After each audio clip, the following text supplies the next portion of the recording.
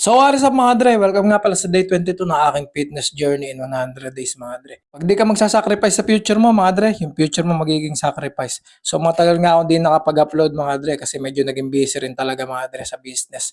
So, yun nga mga dre, malapit na ako mag-hiring, nakukuha na ako ng tauhan mga dre para mag-expand pa yung business ko. So, mga dre, may nagtatanong nga sa akin, nag-PM sa akin, dapat daw ba na maganda yung kinakain mo tapos puro protein, puro calories yung mga kinakain mo tapos nagbabawas ka ng carbs. So ako mga dre, bilang opinion ko, lutong bahay lang yung kinakain ko mga dre. Hindi naman ako nagtatrack ng mga macros ko mga dre. Yung macros mga dre, tulad ng ginagawa ng iba ng mga content creator, nakikita nyo mga dre na nagtatrack sila ng protein, tapos nagtatrack sila ng calories. Ganun din, nagtatrack din sila ng mga carbs mga dre. Kung ano yung pumapasok sa katawan nila mga dre. Tapos meron ka pa mga choices mga dre na less calories, tapos yung high protein mga dre. May mga ganun-ganun mga dre. Pero ako mga dre, lutong bahay lang.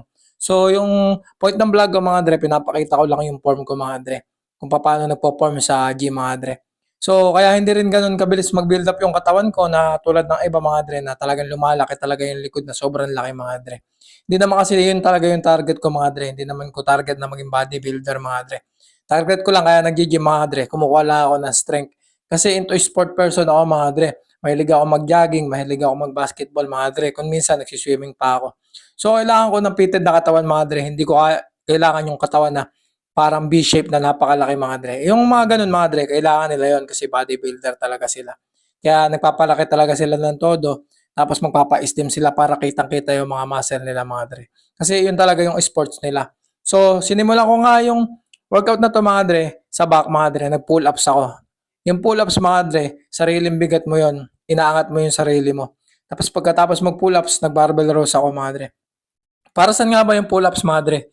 Yung pull-ups, madre, pwede mo yun gawin warm-up kapag back day ka, madre. Napakasarap nun. Lalo ko na ipupull. Kapag nakakapag-pull-ups ka na, madre, medyo advance ka na talaga sa pagbubuhat kasi medyo mabigat din yun. Lalo na nakabase yun sa bigat mo, madre. Ako nga ngayon, halos 75 kilos ako. Siguro bumigat ako, madre, nung nagkaroon ako ng creatine intake, madre. Kasi nagkakaroon daw ng water yung muscle mo, madre.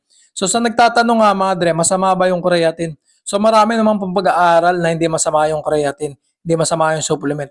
So yung creatine, mga dre, tumutulong yun para magkaroon ng tubig yung muscle mo. Kasi mga dre, pagka may tubig yung muscle mo, mas efficient ka magbuhat. Kumbaga mga dre, mas naibibigay mo yung bigat na gusto mo sa muscle mo. Hindi katulad nung dry na dry yung muscle mo, mga dre, nahihirapan ka magbuhat, Parang gasolina lang din yun mga dre, parang gasolina lang din ng muscle mo mga dre.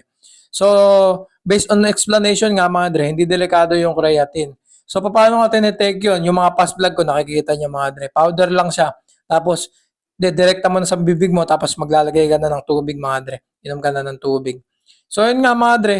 Medyo malayo na rin yung narating ko, diba? So, gusto ko lang ulit talaga magpasalamat kung nakarating ka sa vlog na to, sa part na to sa vlog ko mga dre. Gusto ko magpasalamat sa mga nagche-check out ng Sando. Tapos meron pa akong headset mga dre, yung earbuds ko mga dre. So salamat din sa nagche-check out. Kasi ina-affiliate ko yun mga dre. Meron din naman akong percent doon kahit papaano. So doon na lang din ako bumabawi. Kahit hindi ganun kaganda yung views ng mga vlog ko mga dre. Nakikita nyo naman kahit konti lang. Hundreds lang yung views ng vlog mga dre. May bawi naman sa mga ganung bagay mga dre. So maganda rin talaga yung binigay sa akin ni Meta na ganun mga dre. Halos na monetize ako sa lahat kahit konti lang yung followers ko mga dre. So solid talaga mga dre. Kaya medyo may pumapasok din kahit paano na income mga dre. So yun nga mga dre, sa mga nagtatanong, matik yun pag pumapasok na yun sa bangko mo kasi isa-set up mo yun. Kung saan mo gusto siyang papasukin, may PayPal o ewan ko may GCash mga dre kasi ako bangko yung ginagamit ko. Automatic na yun, kada 22 sumasahod yung mga content creator mga dre. Katulad ko, content creator na din ako mga dre kasi na-monetize nga ako. So yun nga mga dre, ilang muna sa ngayon. So medyo maganda-ganda na talaga yung katawan natin. Nakita nyo sa vlog mga dre. So sundan nyo na lang yung back workout ko. So stay fit, stay healthy, burger kayo sa akin mga dre.